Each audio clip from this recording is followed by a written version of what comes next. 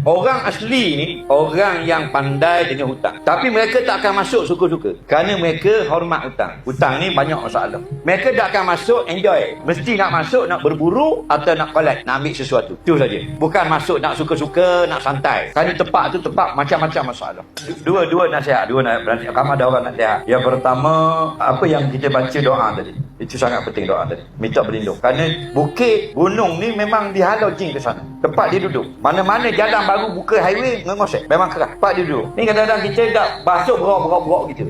Masuk pakai gigi gitu. Dia pegang pada alat dia hebat-hebat. Kasut dia mahal 400 lebih di Decathlon.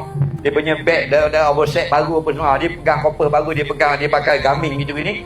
Dia hebat. Jangan. Kita ni makhluk Allah. Masya Allah. Kana wa ma lam yasha' lam yakun. Semuanya berlaku kerana Allah Ta'ala berlaku. Allah jaga kita, Allah beri mudarat, Allah beri manfaat. Mula-mulakan dengan doa. Minta. Ada orang berat lagi, dia minta. Dia tengok pokok kepala bukit nak masuk tu, tok cucu tupang lalu. Ada lagi perangai gitu. Dia nak masuk hiking, dia tengok pokok besar, dia kata mana? Tok cucu tupang lalu. Pokok tu kata tok tu. Orang panggil aku nikah bila dia tak kira panggil putuk. Muncul pokok tu dah cakap. Itu mengarut belaka.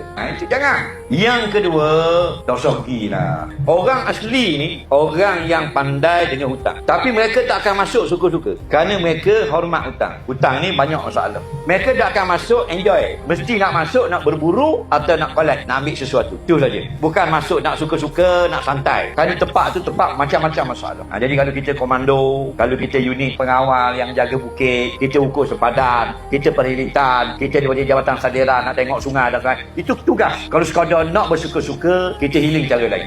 Bahaya, sungguh-sungguh bahaya. Tapi bukan kita nak halang. Lebih lagi perempuan. Allah sebut waqarna fi buyutikunna. Sebaik-baik perempuan itu yang pandai berjaga diri. Dah kalau kita tengok dah kalau hiking dah kita duduk ikut belakang. Kita sweeper dah orang duduk depan pula. Sweeper dia belakang, duduk belakang. Depan kita pula janda.